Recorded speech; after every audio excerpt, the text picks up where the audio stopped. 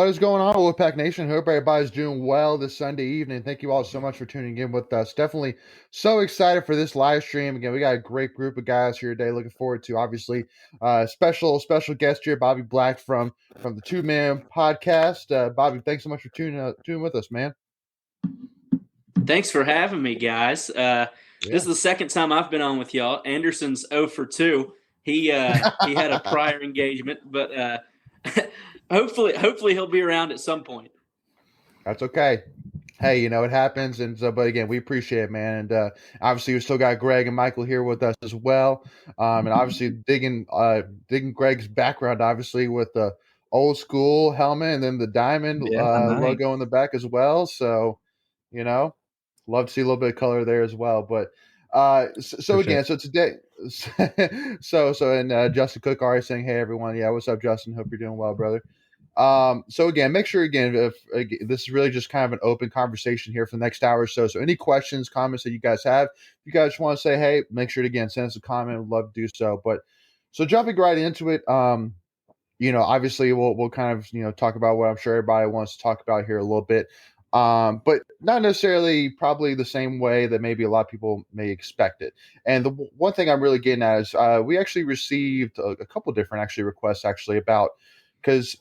And Bobby and Greg and Michael, I'm sure you guys probably agree with me, and I know I can see it as well. But there definitely is a divide right now when it comes to men's basketball. There's a lot of people that are not necessarily like oh man, Keats is the best, but a lot of people are like, okay, so because basically I think there's really two arguments. There's basically the NCAA investigation just went away. We need to give Keats some time to now see what he can do without that huge bubble hanging over his head. And then there's just those that are just like, yeah, no, Keats is done. We're last place in ACC right now. This is, his fourth or fifth year, whatever it is, and he needs to go. And so how do we kind of get on the same page? How do we kind of figure it out together? And the one thing which I want to go ahead and say about that is, I mean, I know with every single team out there, you're never going to have 100% one way or another. Or let's put it this way: there's always going to be 1 or 2 percenters that think against everybody else. But so and that's that's healthy, it's natural. So so Bobby, I want to kind of hear your thoughts on it first. I mean, I know that you guys have definitely expressed concern just like the rest of us, and because then we're all state fans, we all want the same thing, we just have different opinions on how to get there. That's really I think what it all kind of comes down to, really.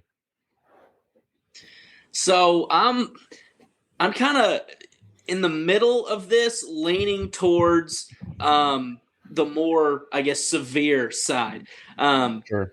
I will admit, for me personally, I don't think Keats is the answer long term. Just, we don't have a system, really. And that's the biggest thing. Even when we made the tournament, we were having some success. We still never really ran anything. And I realized this year especially, all the injuries – that sucks. That's gonna hurt you. And the NCAA thing, I get that as well. So for me, again, I say I don't think Keats is the guy long term. I definitely think there needs to be a conversation at the end of the season between Boo and Coach Keats that say, hey, this isn't going to fly. We're a program with multiple national championships. This isn't going to cut it. I do think for us to be successful, and it wouldn't surprise me, no matter who it is, I don't think that we will have the same guys on the bench in the coaching seats this year as we do next year. Yeah, I think we all are pretty much in agreement that during this offseason there definitely needs to be some adjustments on the assistant coaching staff side, and because at the end of the day too, the biggest thing which I like is, again, I love like kind of saying like this again, where we just have a conversation, because really at the end of the day, what we say here isn't going to change anything in terms of like, it's not like Boo's sitting here going, oh, the guys think we should fire Keats. Okay, I'm going to fire him. Like, well, let's put it this way. I sure hope he's not thinking like that. So, so at the end of the day, it's healthy to have a conversation like this. And then I agree with you for sure. And with some things and with others, I kind of see a little bit long term. Like one thing which I want to say, and then Greg, I want to kind of give you an opportunity here to build off it. But, obviously one thing for sure is that I know for us here at Tuffy Talk, we love and support 100% Debbie Yao. Like, we all would say that. I mean, she is one of the greatest people to ever come into the NC State athletic program. I mean, what she did with this athletic program from top to bottom was just absolutely spectacular.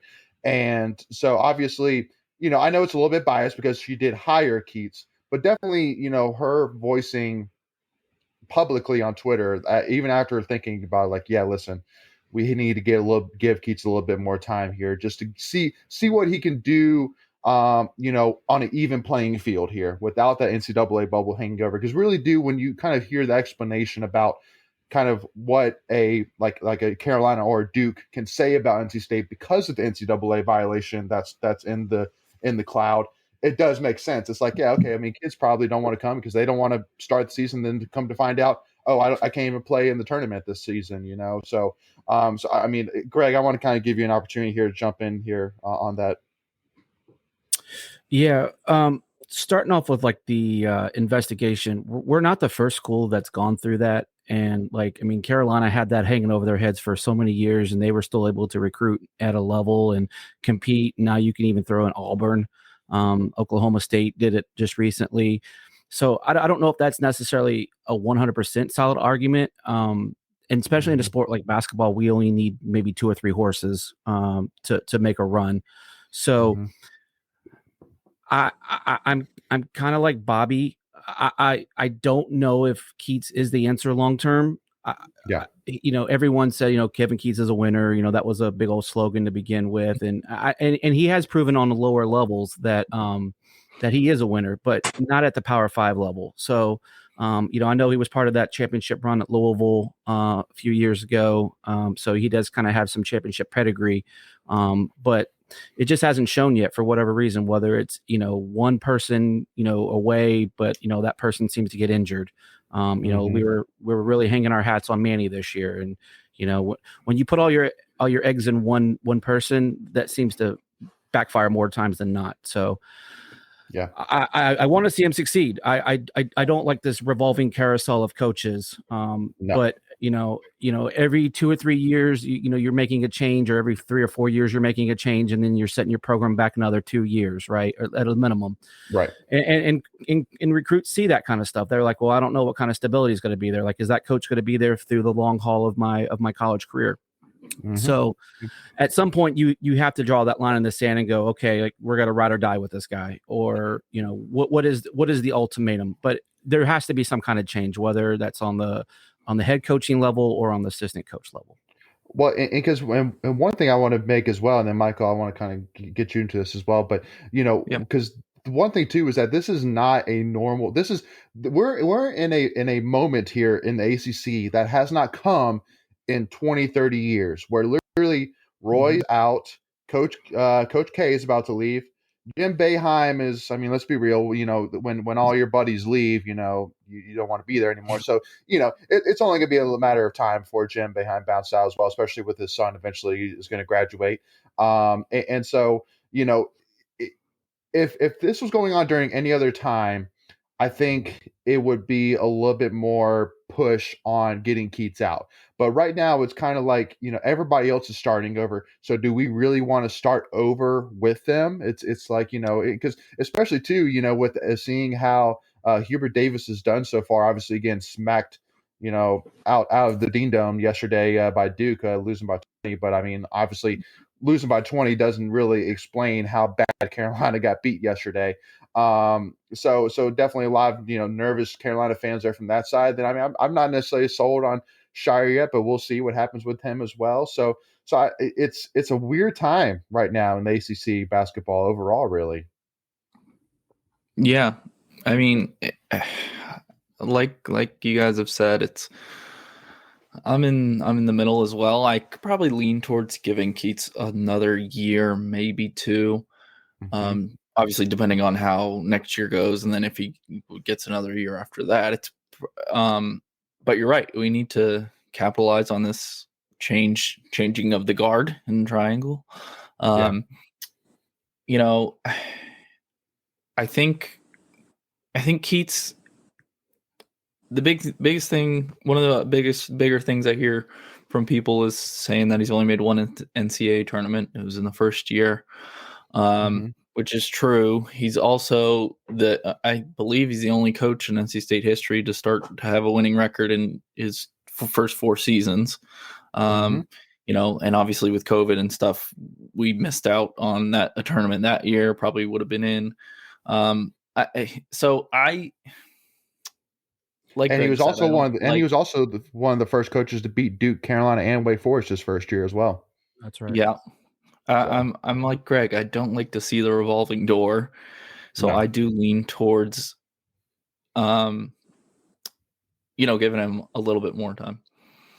And one other thing too, Bobby, and I'm going to kind of ask you this as well. I think that one other thing, which really for me is kind of pushing also too to Keats giving him a little bit more time, is because I mean obviously Dilly, Robert Dillingham, watching this guy and seeing what he does, highlight film, and I mean I've had actually the pleasure of seeing him play in person, and there's no doubt this guy could go down.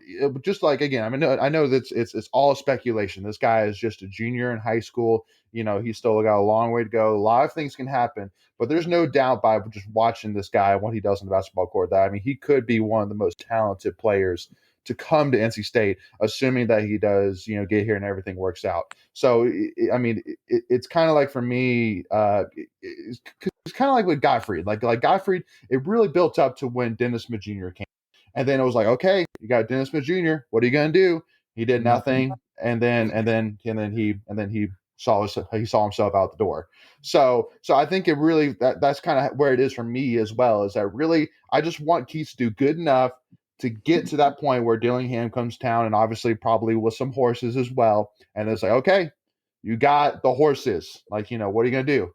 And hopefully that's the year he just breaks it wide open. So that's it for me, because I know that obviously if you let Keats go, more than likely Dillingham's not coming, unless I don't know. It just seems very minute, but that's kind of one other thing as well in the back of my head.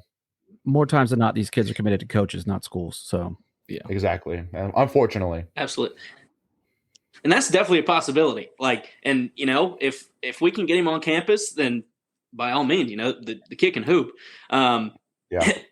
It's just that's another aspect, and I'm all for the realistically, given Keats can be here next year, but bare minimum we have to make changes on the assistant side. I'm okay with that.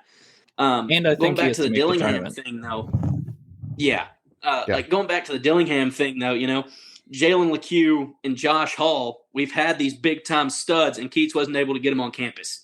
So if again, nobody's going to know except for Robert Dillingham what he's going to do. So, let's say it doesn't work out for 2 more years until Dillingham gets on campus. Are we really trying to put, keep going to get him on campus, and then he highballs us and goes to the G League? Is that a chance we're willing to take? Yeah, that's realistic. That's true. That's true. That's fair enough.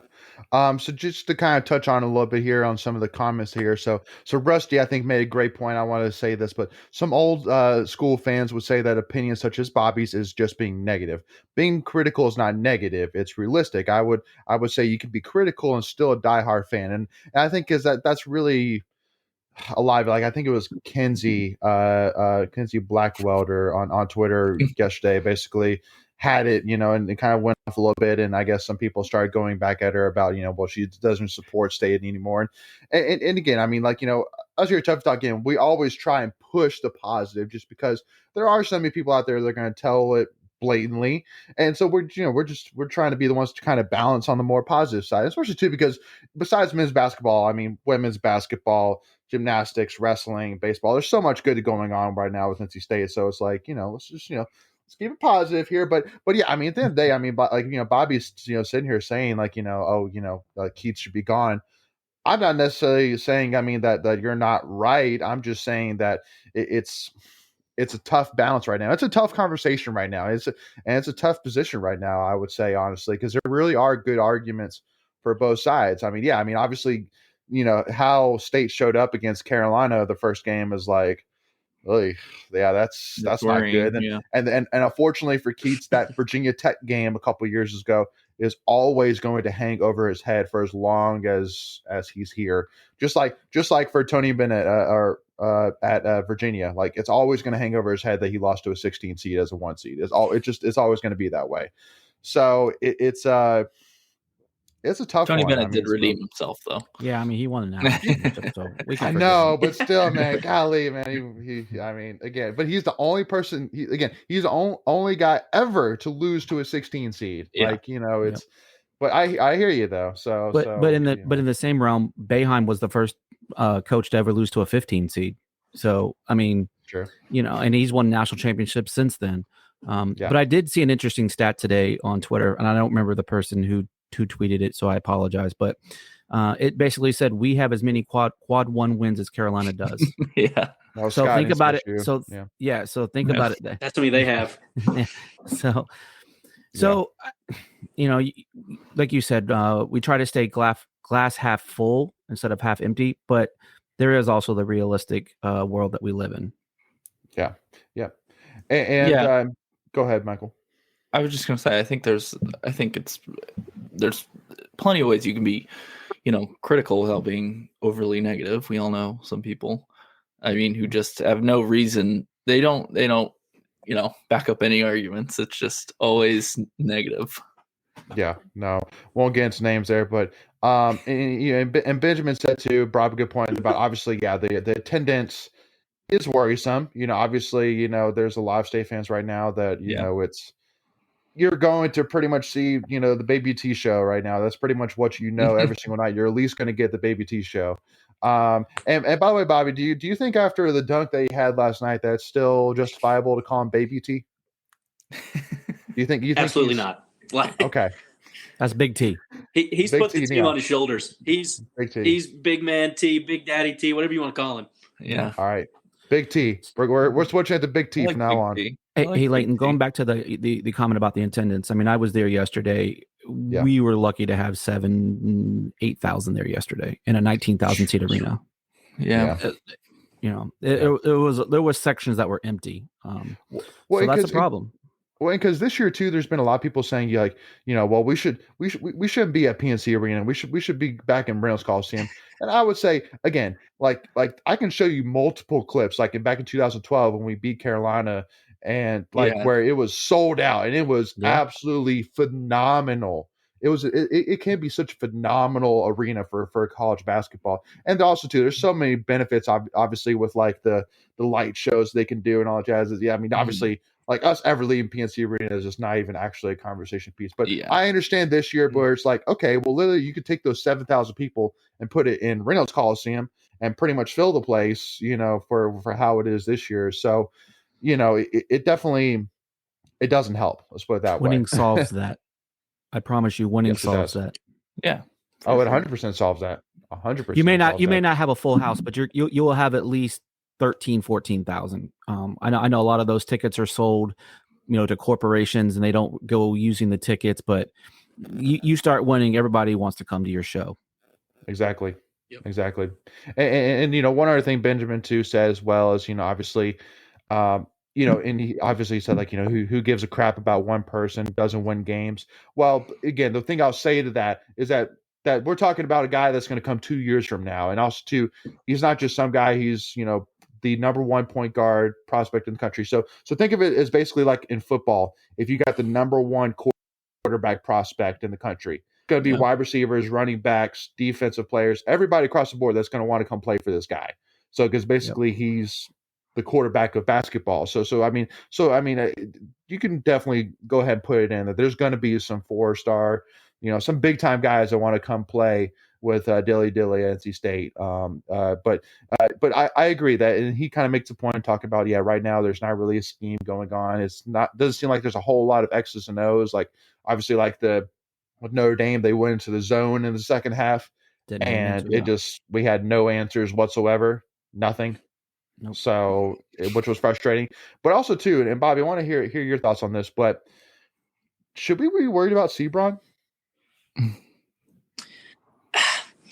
Man, what's going on? It's kind of getting that way. Like he doesn't look like he's got that just scores mentality like he had the first half of the year. The Carolina game especially, he got benched the entire season up to that point. Yeah, the entire season up to that point, he's a slasher. He's going to go to the rim. He hadn't avoided or shied away from contact. And in the Carolina game, he was trying to, get it away from his body and not touch him, not get fouled. And it just didn't seem as aggressive, maybe a little timid. And it's kind of, I don't know if it was getting benched, but it's kind of carried over the next couple of games. Yeah. But I'm starting to get a little worried about it. Yes. Yeah. Well, and again, I mean, because one of the things too I saw yesterday, there was really a 2-minute stretch where Sebron missed an open layup, and on top of that, there was one point where Sebron was dribbling up the court, and Baby T was on the opposite side in the corner, wide open, just begging, like he literally put his hands on his head, going, "I'm so open right now." Yeah. And Sebron's just not seeing him, and because again, unfortunately, it's just he's not a point guard. He is not a point guard, and because we said this beginning of the season, if Cam Hayes is successful, we're successful. And unfortunately, this year he has been nothing. Like yesterday, he had a little bit of a run, but he's just not taking that step forward like we really have expected to. And so it's like, I understand that Keith could probably do some things to help with that, but I mean, missing a layup, that's not really much coaching. That's just you just being focused. Just make the play. Yeah. Just make the play. So, and then obviously, like your Old State boy made his comment saying, "I know everyone is upset with basketball, but we only have one big man in a young group. We will get better. We will get better. We just have to get through this season." And again, I mean, to that, I completely see the this negative side where it's like, well, why do we have to look past this season? And it's frustrating. Again, we're never one to make excuses, and nobody likes excuses either. So that's kind of really my thing with it. But now Flipper Profit says, what proven assistant will want to come with Keats on the hot seat? I mean, it's fair. Chris Mack, bring him on. Absolutely. Hey, that's not a joke. I'm serious. No, he's got yeah. I mean, he's got a chip on his shoulder. So I mean, now the only thing I'd be worried about is like, what if I don't know, because obviously Chris would have to take a huge pay cut because I know Louisville is paying him nicely, so he would have to take a huge pay cut. And Old State boy says Cam Bennerman. But can we go back to Sebron for a second? Yeah, please, Greg. What are your thoughts on him? Yeah, so I in our little chat yesterday, our text chat, I told you I was actually sitting next to a scout from the Golden State Warriors, and he was asking specifically about Sebron earlier in the game. And he was like, how many shots actual shots, like jump shots, how many jump shots has he taken this game? And I said, maybe 2 or 3.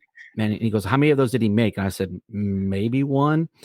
And then so then he goes, yeah, that's what I thought. And so then his next statement was, why isn't he taking over this game? That was right about when we had that 1-point lead, halfway through the second half. And I said, yep. Obviously, I don't know. I said, he's at times earlier in the season, he was making jump shots, but the Scott was right. Like in the last 2 or 3 games, he hasn't been taking many jump shots. He's slashing to the basket, hoping he either gets an and one or a foul or something.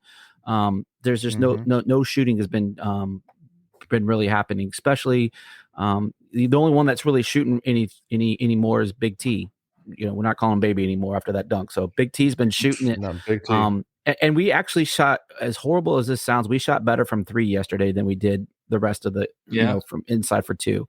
I mean, it wasn't much difference, but it was not good yesterday. I think that's happened a couple times, at least 2 or 3 games that were just shot better from 3. Mm-hmm. We missed a lot of layups yesterday. I know Allen missed 1. I know Morcell missed a lot of in close shots. He had a good game though. Like he was one of the few that showed up yesterday. Him, and then Sebron ended up with 14, but it was a quiet 14. He got a lot of points in garbage time. So yeah. Well, and because one thing too, which I kind of look at as well, but Helms has been unfortunately just the definition of inconsistent this year. He has had some huge games this year, but yesterday he shot 0 for 6. So it's just, and he's a senior. Like, he should be able every single game to at least get 6 to 8 points, at least every single game. I mean, he's that talented and we've seen him do it before, So it's that, honestly, that's between probably between Cam Hayes not really doing much this season and then Helms being inconsistent. Those are really my biggest two frustrations this year, really, with this season. In terms of what we can control. I mean, obviously, we can't control, what happens with injuries, but those are two things that we definitely can't control. No, that seems to be a worry. Yeah, I think you're right. Like even with the injuries we had, if Cam Hayes was a solid point guard and you could rely on Helms every single game to get his 15 to 20 points, I think we would have a much better record, even with the injuries. Yep. The one thing I don't understand is if Keats, when he came into state, he, preached pressure. That's just something we're not doing a lot of for whatever reason. I don't understand that. And that seemed to be his philosophy. And he kept saying, once I get my guys, we'll run that. When he ran it yesterday, Notre Dame had a heck of a time responding to it. And I was like, why did we not do this earlier in the game? Especially for it being his philosophy. So going back to, the conversation on Keats, what is his identity? What is his philosophy? Because it seems to change. And I get it. It's going to change from game to game based on matchups and all that. But it just does. The consistency in the coaching kind of confuses me sometimes. I agree. My little piece on J. Cole, man, I don't get that guy. And I like J. Cole. I think he's a super nice guy. And when he was the 2 or 3 option, he was great for us. Yep. But now that he's the guy, and he's had a couple monster games, and he's had a few games where he was still in double figures, but nothing crazy. But his shot selection was pretty good. And then there have been times that he's not just missing shots. Like his shot selection is just abysmal, and a couple turnovers here and there. It's just inconsistency, and it's at times it's just there's inconsistent where it's just not your night. You're still taking good shots, all that stuff. But man, his inconsistencies at times this year have really baffled me, especially him being a senior. Yep. Yeah. But again, obviously, kind of looking at the kind of the future here. Obviously, at the end of the day, there's frustrations about each, but we know what each guy can do. We know what Helms can do if he's playing his best. We know what Big T, and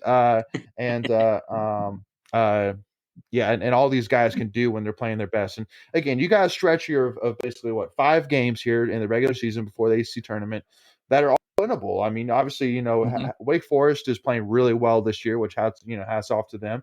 But it's at NC State, so we'll see what happens there. And then you got Pitt, Georgia Tech, Boston College, and then you got a big season finale with Carolina coming to town. So, a lot of opportunity there on the table, and obviously a lot of opportunity to build momentum heading into the AC tournament.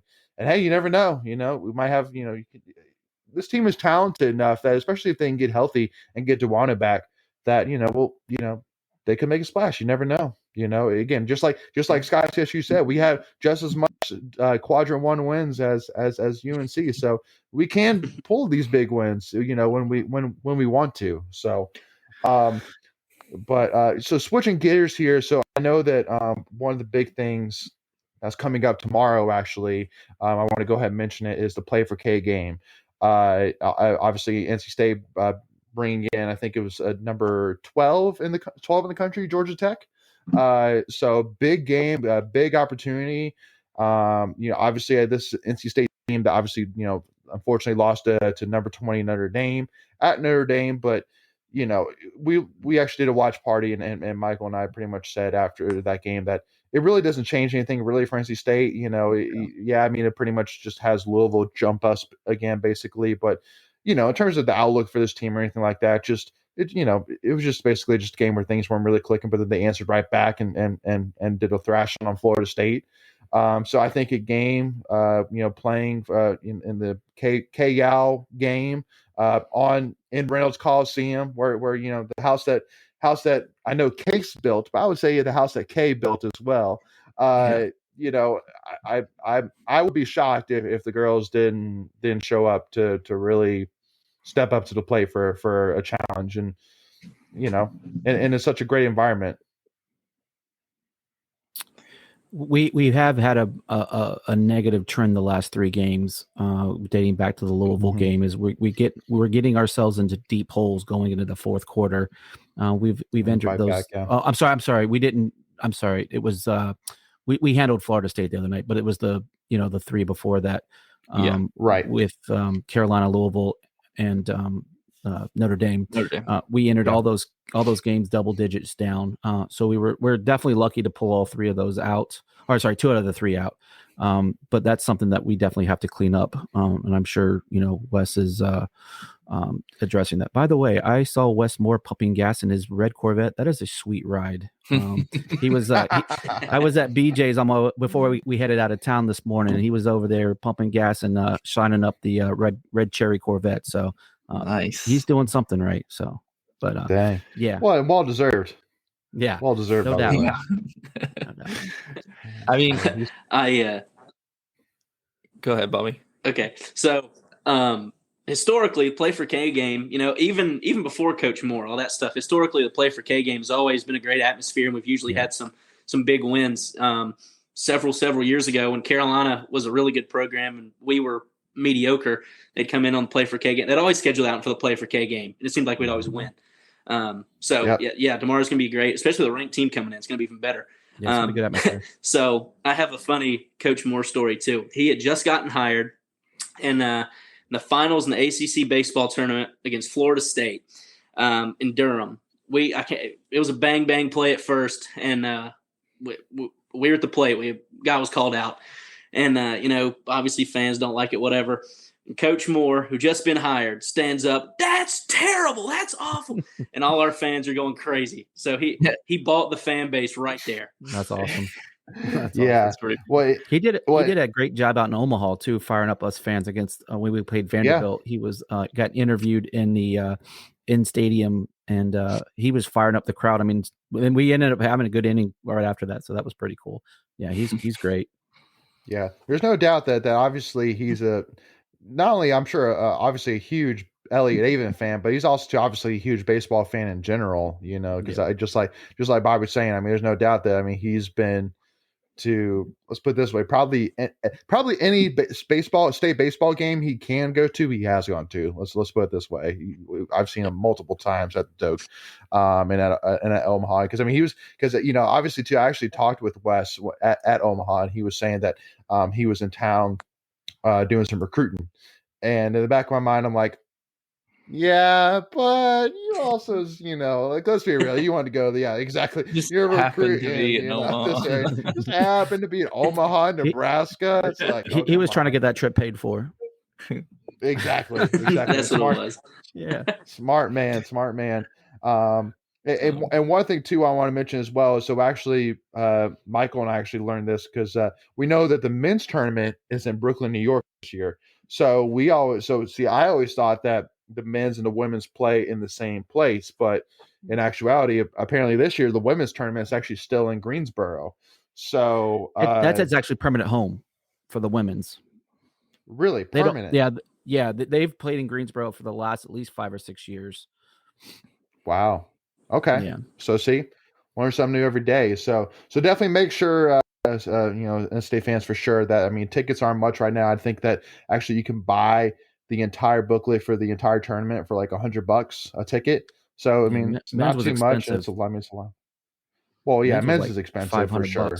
I did. My dad and I did the ACC tournament a few years ago when it was in Barclays. Not a fan. It was one. It's not a great area. Brooklyn's not the best. We ended up staying in Airbnb. Hotels were just so ridiculously expensive. There's not much in Brooklyn, and you end up having to maybe stay in Manhattan or something, and then subway over. It just, we had a good trip. Lots of things to do other than the tournament when we had downtime. That was when we choked against I think it was Georgia Tech. We blew that game, so we were one and done. Oh. So we just hung out the rest of the tournament, and that was a good time. I think that was the year UVA beat Carolina in the final. So we ended up buying UVA t-shirts for the championship game. So. Yes, I love it. So yeah, definitely looking for the girls to bounce back and get right back on pace, and not really too much worry about them whatsoever. But especially with Wes Moore running the show. I do want to point out Georgia Tech has the number 2 scoring defense in the whole country. There are only 2 teams that hold their opponents less than 50 points, and it's Albany and Georgia Tech. So that powerhouse Albany. Yeah. So It's Yeah, gonna be tough. It's gonna be a tough game. Yeah, they're big. Sure. She's really good. She's given Kunane troubles in the past, the last couple of years. So hopefully our ladies come to play. Which, like Bobby said, the atmosphere for Play for K is just electric. I did it a few years ago, and it's loud. I mean, I love a Rockin' Reynolds for sure. Yeah. Oh, yes. No, there's no doubt that like so because my wife and I again my wife graduated from South Carolina, so we went to the opening game, South Carolina, and I mean, there's no doubt that when that place is sold out, it is even still to this day one of the premier environments in college basketball. Just and because not necessarily of how loud it is, but there's no doubt that it's loud, but just like it's the perfect like combination of history, tradition, and just like today's environment. Like it's an amazing place to play in, and so that's why I like going to Shushevskyville, Carmichael, Cameron indoor. It's still so funny to step in and be like, yeah, I could definitely see that the designer is the same between these two buildings because they are very similar. It's creepy almost, actually. So, so switching gears here a little bit to wrestling, actually. So, Greg, I got to put you on the spot here. So, I know obviously you had the distinct honor of going to your first wrestling event against Virginia on Friday. So give the fans and and Bobby as well. I know that you Michael and I saw you, but give Bobby and the rest of the fans kind of your 401 in terms of your thoughts on the match. Yeah. First off, I love going to an event where state dominates, so that makes it a lot much more enjoyable, right? So, about 3/4 of the way, I could just relax and be a fan and not like be on the edge of my seat, even though I still was.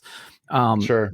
I mean, for my first event, kind of knowing what a takedown is and, basic things. And when the ref does this thing, you like, with this color band, okay, I can figure out who gets the point. And well, then like he starts doing 4 counts. I'm like, what the heck is this? Like, I don't understand. But then everyone's cheering. So I was like, okay, it must be good. All right, cool. Cool. Good. And then of course I figured out the pin real quick. I've watched enough WWF to figure out what a pin is. So, but other than that, it was fun. I mean, I tweeted out after I said, I think I tweeted NC State, wrestling is awesome. That is all. My first duel, I'm hooked. Like I will definitely be back. One of the coaches tweeted back at me, so we're going to see you at Virginia Tech. And I like, but my wife's like, no, I don't think we're going to do that because we got to drive 4 hours and it's on like, I think a Sunday night. So it'll be on TV. Yeah, I'll definitely watch it there. So, it was awesome. I thoroughly enjoyed it. Meeting some folks that I hadn't met in person, like Michael, and then a couple other state fans. So, it was awesome. I had a great time. I keep saying awesome. I don't know why, but it was awesome. It was. It was awesome. Well, just like you put a baby counter on me, Greg, during the watch parties, I'm going to put an awesome counter on you during. There you go. That's fair. That's fair. So Bobby, let me ask you how much do you follow wrestling? I love wrestling. When I was in college, I went to a bunch. I'm living in Northwest North Carolina right now, so when we wrestled up at Appalachian, is 30 minutes up the road. So made the trip up to Boone to watch us wrestle up there. That's awesome. That's the only one I've been to so far this year. But whenever it's on TV or whatever, I try to watch whenever I can. And even if it's not televised or if I'm not in front of a TV, I'm always checking the Twitter updates and all that stuff. So I love it. Yeah. You said it keeps you on the edge of your seat, man. Wrestling, for me, I'm always like kind of squirming with the wrestlers and all that kind of stuff. And props to anybody who does that, because that is a sport that I don't know that I could do. No, it's crazy. No. By the way, the ACC Championship's in Charlottesville, and I will be there. So just anyone that's interested, Charlottesville. So let's go support our guys. They deserve it. Nice. Absolutely. Well, especially too, I mean, like so one thing like Hayden Hidley, he's actually going against and this is why this is one of the many matchups I was looking forward to against Virginia Tech. But the guy who he will be going against in his weight class actually 2 years ago won the national championship in that weight class. So Hayden's got himself quite a challenge this year, and especially too because since he's won ACC championship 4 years in a row, so he has an opportunity this year to be one of the few 5-time conference championship winners. But But I'll tell you though, like there's no doubt, because I know that one of the things I do know is that basically with Hayden is that pretty much he said that if he comes back, he wants to wrestle at his more natural weight.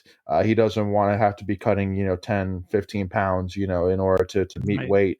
And and a lot of people say, well, what does that really matter? Well, there's no doubt that, first of all, it just makes life a lot easier for the wrestler, but also too, I think that like watching him this year, he wrestles with a lot more energy. I feel like he because I know that is a lot, because Hayden is usually over these last 4 or 5 years one of the most aggressive wrestlers I've ever seen. But there's just no doubt that again you just see a lot more just there's no push from him whatsoever. He just is so dominant already, but he just looks a whole lot more happier and just again a lot more energetic during the match. So and obviously getting I think a first period pin against Virginia was super impressive. And after the match doing a little bit of raise the roof himself. That was awesome. Dang, I said awesome again. Yeah, 13. So Bobby, but so one thing I want to ask you though, because there's no doubt that I feel like this is the most top to bottom dominant lineup that probably NC State wrestling maybe has ever had. I mean, just literally from top to bottom in every single weight class, you have somebody competing there that is at least in the top 25 in the country. Now, the only question which I do have is really when it comes to the heavyweights, and it's more not necessarily that that there's an issue necessarily with the heavyweight. It's just more of that I think you have basically 3 solid options, but just not necessarily anybody dominant really this year. But Deontay Wilson, what you get with Deontay. Owen, Trayvon, he's done well. So again, it's but I'll tell you though, I mean, like between Trent, Tariq, Camacho, Trombley, Ed Scott, Tariq Wilson, like all these guys, like it's a pleasure to watch these guys. Let's put it this way. It is a pleasure to go to a wrestling match and watch all these guys compete. It's unbelievable. Absolutely. I mean, and you've got, different levels of experience doing it, because, Ed Scott's a youngster. Right. And you got the Hidley brothers and Tariq Wilson, who are fifth-year guys. Camacho's kind of in the middle there. You got guys doing it all across the board. Heavyweight, for me personally, I'm a big experience guy, so I'd probably go with Deontay. Yeah. No, absolutely. Because again, I mean, like my only real issue with Deontay, and this is something that even when we did our wrestling preview before the season with Michael Macchiavello, he even said it as well, and we both agreed on it, that he's just not the most aggressive wrestler. Like, unfortunately, States had been lucky a couple of years ago to have a guy like the Gwiz, come to town, and God, that dude was so aggressive. He was just so dominant. It was a treat to watch.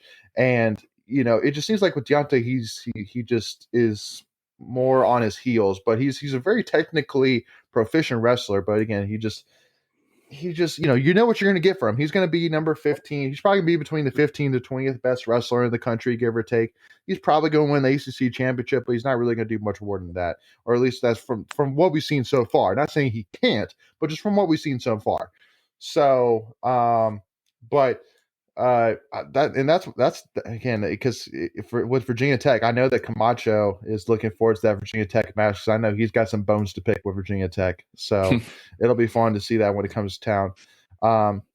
But one thing which I got to mention though too is, so 2 weeks from now, if State fans haven't realized that, 2 weekends from now is a huge NC State weekend. I mean, ginormous NC State weekend. Obviously, with the opening of Pac-9, so we got a 3-game whole series against Evansville to start the Pac-9 season. On top of it, you got Carolina coming to town Friday evening for wrestling. Gymnastics also too has a quad meet, interconference quad meet on Saturday, and then NC State and Virginia Tech go against each other in wrestling in a non-conference matchup. So I mean, I would say that we can hang on to your seats, because it's going to be a ride. That's the only thing I can really say about that. Can I make one more comment about the wrestling from Friday night that I thought was really cool? Please go for it. With it's Trumbull, right? Isaac Trumbull or Turnbull? Isaac Trumbull, yes. Trumbull, yeah. Trumbull, So like the way he came back in his match and to force it to overtime, that was fantastic. See, I didn't use awesome that time. But then like the even better moment was right after he did that. He enlisted in the Army. So I thought that was just like, all right, so I'm gonna finish this up real quick and then I'm gonna go join the Army. So I thought that was really cool, man. So congrats to him, and I know he'll do great things for our country after he's done at state. So yeah, no, thank you for reminding me of that, Greg. That's absolutely true. And one other question I want to ask you as well, and I know Greg and Michael and I were talking about this, and Bobby, I want to kind of hear your thoughts on this, but I would say that, and we pretty much all agree that Pat Popolizio and Coach Hall, I would say, are the best dressed head and assistant coaching duo in college sports. I mean, there's no doubt Coach Hall and Pop, both of them, it seems like every single week are rocking the sweetest suits that I've ever seen, honestly. Like, I don't know where they get it from. I don't know if they like go together and like pick out their suits from Men's Warehouse together or something. I don't know, but they're always styling and profile. Let's put it that way.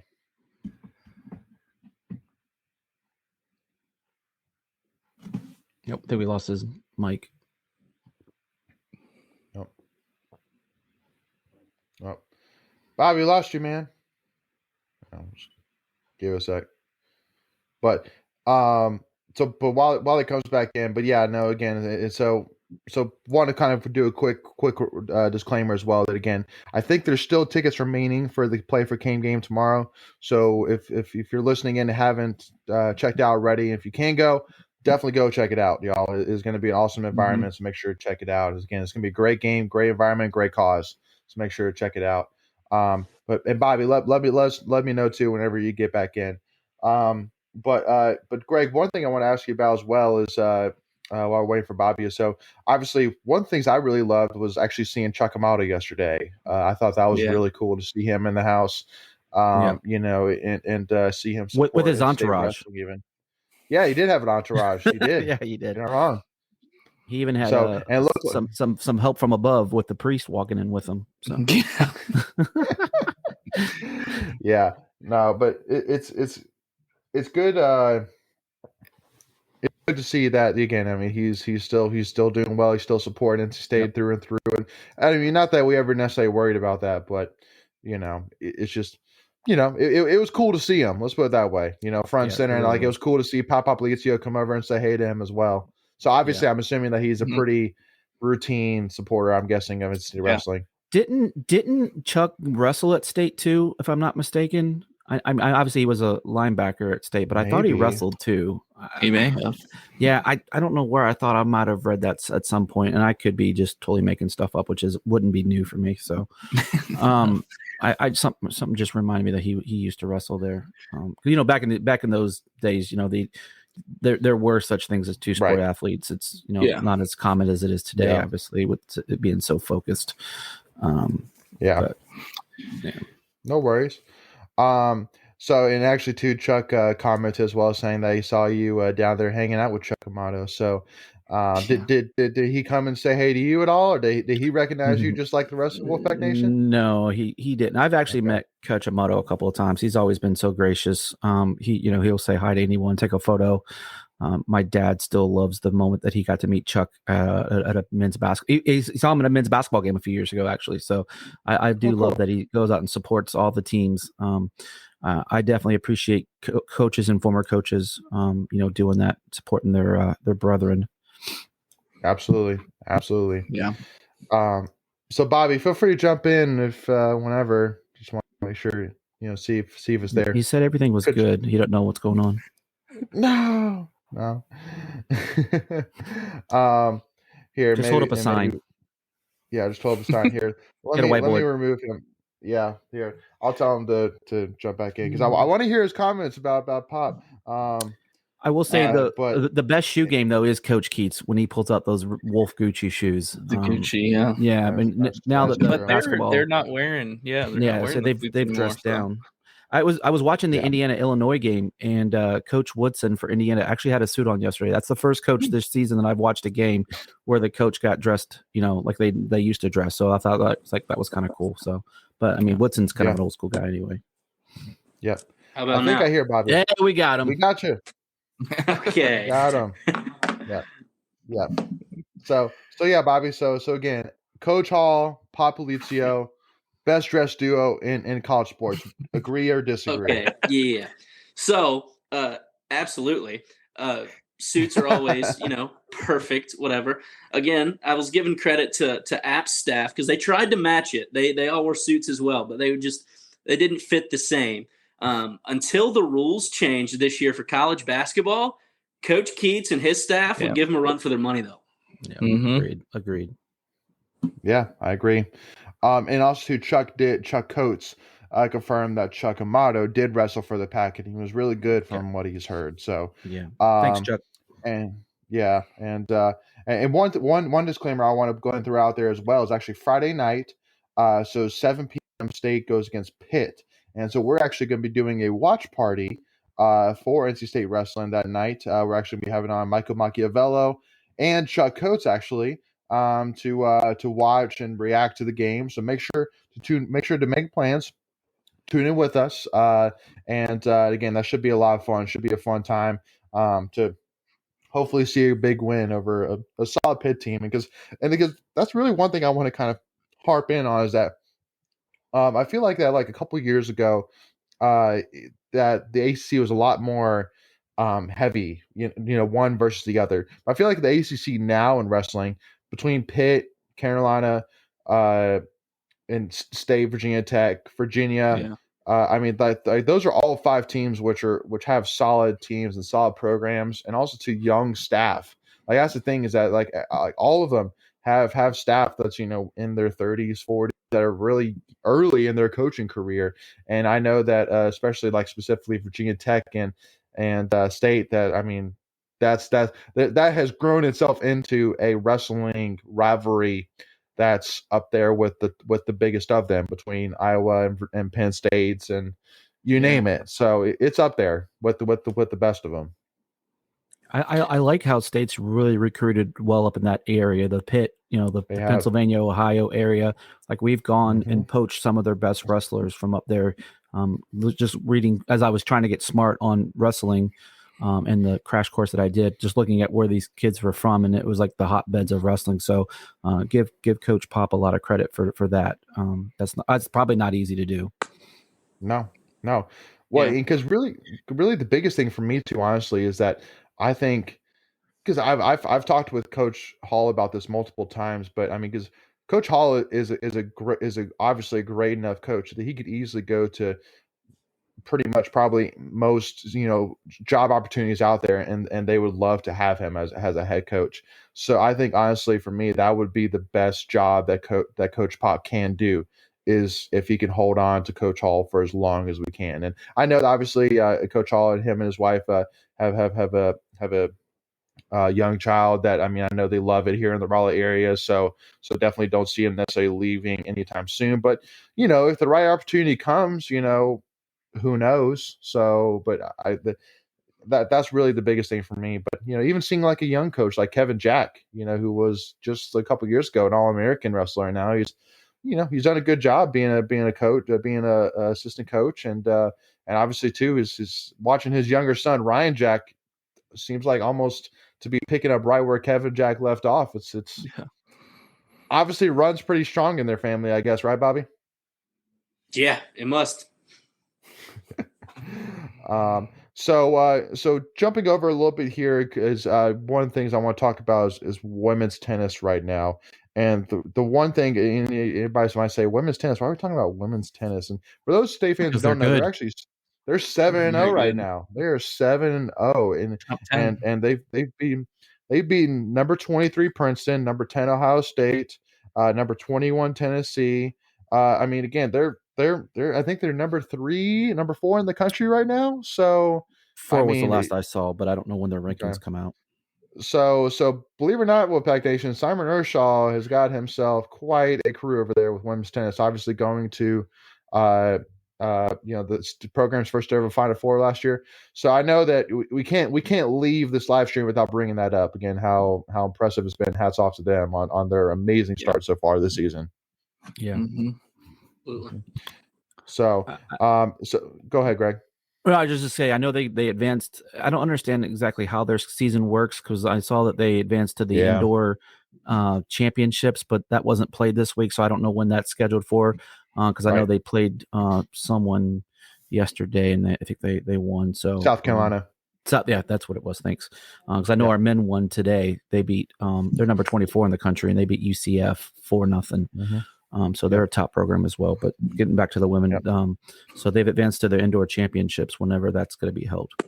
Nice. So Bobby, let me ask you one question though too. So I see Rusty brought it up as well. But so I saw a tweet which was unconfirmed, but supposedly, so Mac Brown, his salary this upcoming season is going to be $5 million, and supposedly Dorn's raise this upcoming season will put him to $5,034 per year starting next year.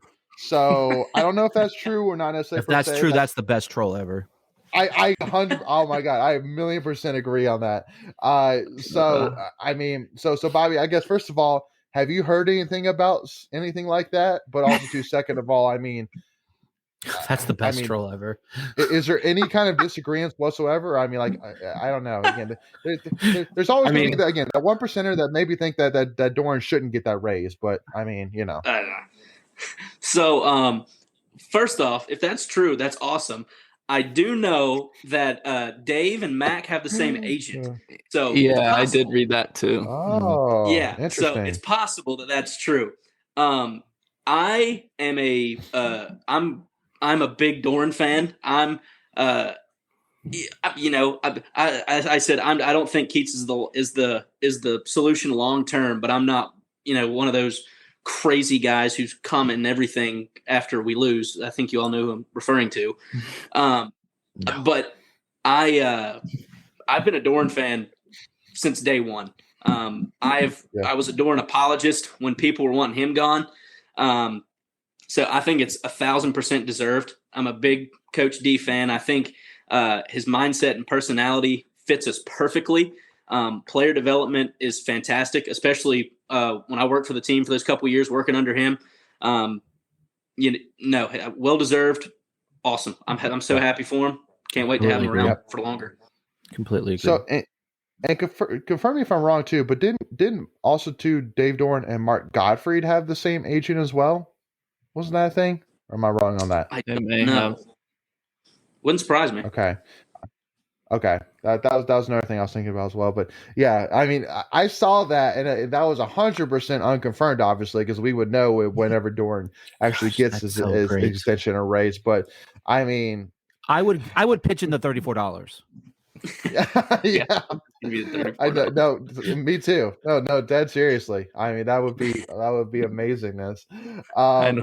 But again too, also too. I mean, and let me say this as well, Michael. I guess I'll ask you this first. But so I know that obviously Mac Brown signed a 1-year contract extension, and so I mean, from your side, I mean, looking at what Mac Brown's done so far, I mean, I know there's still a lot of excitement. Obviously, UNC still, even after only winning 6 games, signed the number 10 overall recruiting class in the country, which I don't know why. I mean, what are they like? Literally,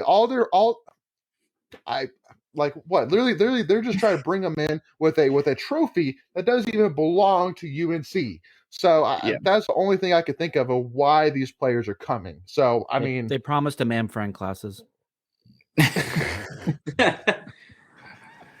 No, I mean, on as to why they're giving him an extension, I mean, I think he's always been a good recruiter. Obviously, he was a coach at Texas a long time, won a national championship. Sure. And you can always hang your hat on those recruiting classes as a coach, like to say, look, I'm building the future. We have the number 1 class in the ACC, top 10 overall. And, to give confidence to those players coming in, I need an extension that I'll be here the whole time they're here. That's kind of my thoughts on it. I don't think that's UNC saying they're happy with going 6 and 7, but more of probably good negotiating on Mac Brown's part and his agent. More Mac Brown's agent. If they keep going 6 and 7, I'm all for it. Keep extending. Yeah. Yeah. I'm okay with them being a football school to the third game of the season. Yeah. You are again. That is a chip on my shoulder, which I can't go too much in, but that is an unfortunate personal experience chip on my shoulder. So yeah, it's annoying, but again, that's why it does. Go ahead. No, I was just gonna make a funny Greg. comment. I'll just say they got chair backs on their seats. Woohoo! They do. They do. Reduce the Woo-hoo. capacity. Hey now. They have artificial turf. Yeah. They have I love how they turf. keep throwing gas on the fire in this too, because State and Carolina, we're different with the schedule. Just about every level. But right now, they're signing these big time guys and winning 6 games. We're signing 3, and we're getting some good 4 stars, but no 5 stars. We're getting these guys. Yeah. They are 1,000% hype, and we are 1,000% substance over hype. There you go. Yep. It's all about player development. And obviously that. Yeah, no, there's no doubt, and because again, I mean, literally, we're one of the few schools not only kept really most of their players, really more at least as many as we can, but also too have kept an entire coaching staff as well. So I mean, and again, we'll talk a little bit more about this as we get closer really to football season, but there's no doubt that Doran has a huge opportunity here to not only just take a huge step in his tenure and NC State football's tenure, but also to kind of give a little bit of a middle finger. Let's be realistic to the Carolinas. If he can deliver on the hype that UNC couldn't deliver, you know what I mean? So because that's really a lot of it right now is everybody's like saying, okay, but now you're in the same position that Carolina was in, so don't lay an egg. I 100% agree. Do not lay an egg. Especially that ECU game. Holy smokes. Just please let's beat ECU at ECU. Again, we're not going to get too much in football here because unfortunately we ran out of time, but that is my plea right now, which I'll plead every single week until that game. Please don't lose to ECU. Please don't lose to them. So, so Bobby, before we go, man, I want to give it to you being the special guest with us, man. Any final thoughts? Man, we already talked about ECU. That game, I'm already terrified about that one, by the way. Yes. So I'm a baseball nerd. Baseball's coming up soon, a couple weeks. I'm so excited for that. I know you guys will be all over that too. Thank you so much for having me on. Really appreciate it. Absolutely. And again, obviously Wolfpack Nation, make sure to go give Bobby Anderson a follow over the Two-Man Wolfpack podcast. Again, 2 great guys that, again, I think are a great balance of, again, realistic, but also too just huge NC State fans through and through, just like all of us, so make sure to go give them a follow on Twitter and Instagram, or just Twitter. Yep. Twitter and Instagram. All right, sweetness. So, but anyway, so thank you so much, Bobby, for tuning in with us, and Greg and Michael, and thank you all as well for Can I have a final thought real quick? Can I have a final thought? Go for it, Greg. I love it, man. All right. With much consideration, talking to my friends and family, I have officially committed to Tuffy Talk. So let's go. Oh, let's go. Get the hat. Finally got the hat. I was like, Greg. I was like, Greg, you've already committed to being a State fan for next year. So you already made that public on Twitter a couple months ago. So I was like, what is he committing to now? Oh man, that's hilarious. That's awesome, Greg. Appreciate that, man. Nah, man, thanks for having me. Red looks good on you, man. I love it. Oh yeah. Awesome, guys. Well, hey, as always, appreciate everybody tuning in with us. And again, make sure, we'll see you guys hopefully to play for K game tomorrow. But if not, we got at least a big weekend coming up in 2 weeks. So we'll see you all then as well for the kickoff at Pac-9 and obviously a lot of wrestling and all jazz. So as always, hey, go Pac, y'all. We'll see y'all soon.